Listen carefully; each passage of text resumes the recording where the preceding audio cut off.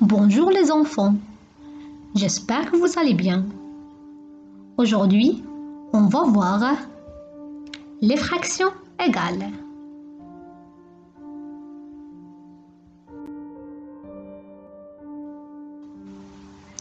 On commence notre leçon par le calcul mental.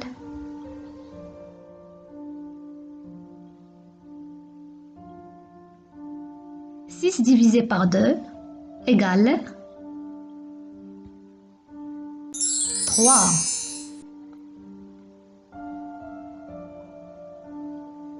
16 divisé par 4 égale 4.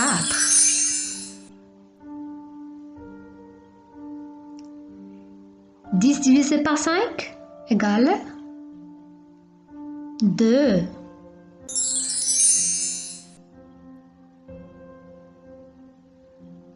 24 divisé par 3 égale 8.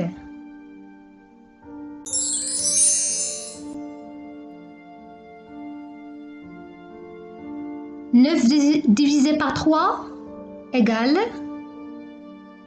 3. Bravo mes chers.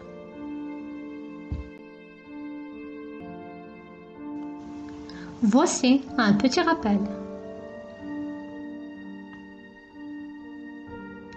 Une fraction est une partie d'une unité divisée en parts égales.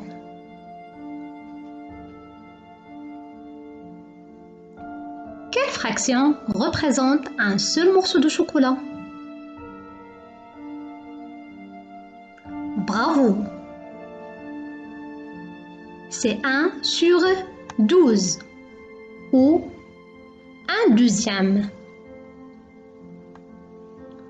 Le nombre en haut est le numérateur. Il désigne le nombre de parts que l'on prend. Le nombre en bas est le dénominateur. Il désigne le nombre total de parts.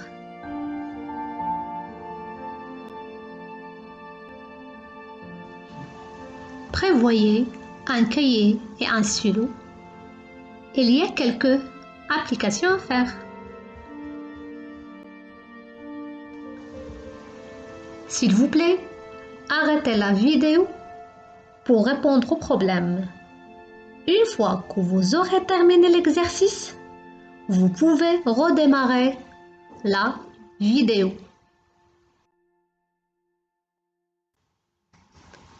On commence. Maman a coupé une pizza en 8 parts égales.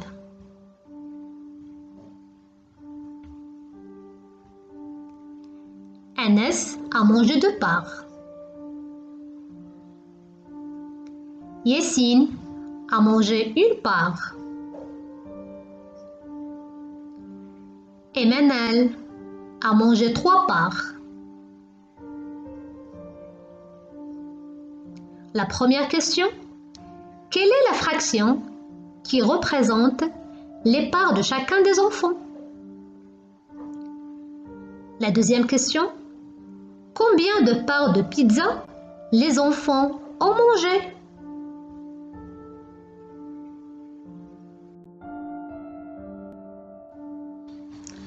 On commence par la première question. Quelle est la fraction qui représente les parts de chacun des enfants? Voici notre pizza coupée à 8 parts égales. On sait que Yassine a mangé 1 part. Quelle est la fraction qui représente la part de Yassine? Bravo, c'est 1/8. Et maintenant, Anas a mangé 2 parts. Quelle est la fraction qui représente la part de Anas?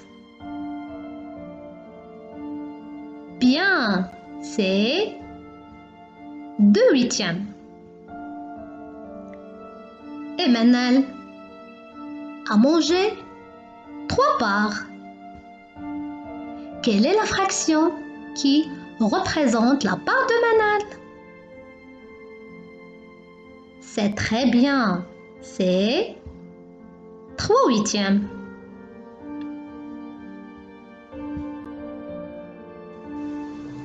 On passe à la deuxième question. Combien de parts de pizza les enfants ont mangé? D'après vous, qu'est-ce qu'on doit faire pour répondre à cette question? C'est très bien. On doit additionner les parts de pizza que les enfants ont mangé. On a 1/8 plus 2/8 plus 3/8. Toujours, on garde le même dénominateur, c'est 8, et on additionne les numérateurs. Égal à 6/8. Alors, les enfants ont mangé 6/8 de pizza. Maintenant, quelle est la fraction qui représente la portion verte? Bravo, c'est 6/8. Et pour la portion bleue, c'est 3/4, c'est très bien. Comparez les deux fractions.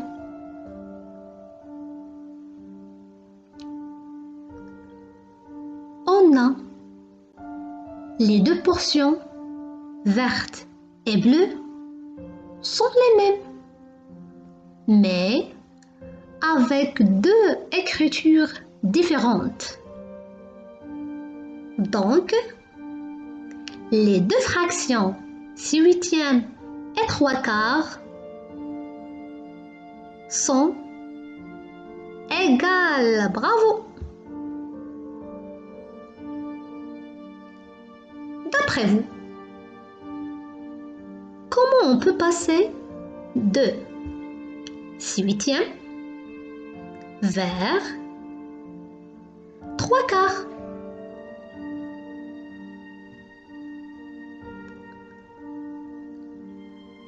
C'est bien, on doit diviser par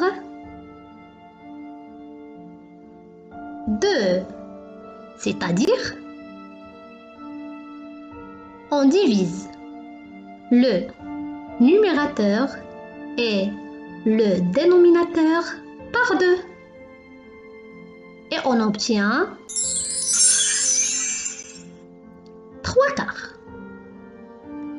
Maintenant, pour passer de 3/4 vers 6/8, qu'est-ce qu'on doit faire?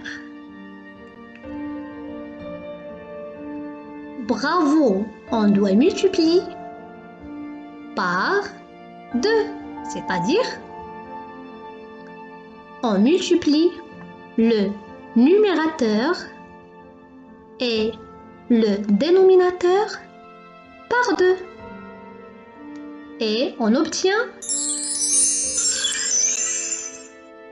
6/8.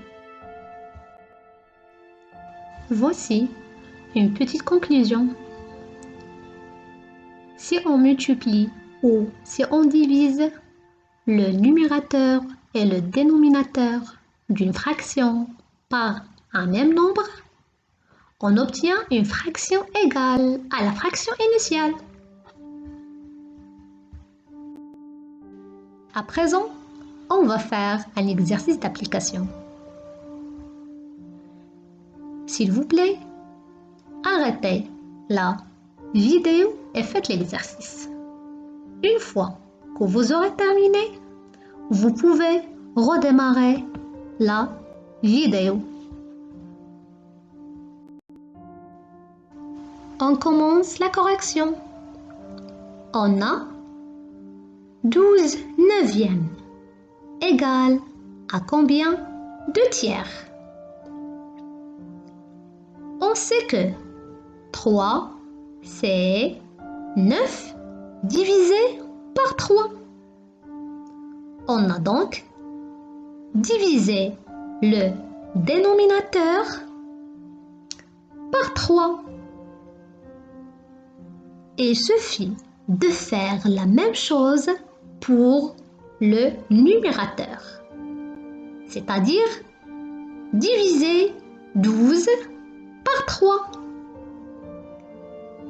Et on obtient 4 tiers. On a 1/6 égale à combien de 12e? On remarque que pour passer de 6 à 12, on multiplie 6 par 2. On fait donc la même chose pour le numérateur, c'est-à-dire on multiplie 1 par 2. On obtient 2 douzièmes. Et maintenant, 5 tiers égale à 40 sur combien? On sait que 40, c'est 5 multiplié par 8. On fait donc la même chose pour 3, c'est-à-dire on doit multiplier 3 par 8. Et on obtient 40 sur 24. Et pour 18 sur 42, on sait que 3, c'est 18 divisé par 6. On fait la même chose pour le dénominateur, c'est-à-dire diviser 42 par 6. Et on obtient 3 sur 7. Bravo mes chers!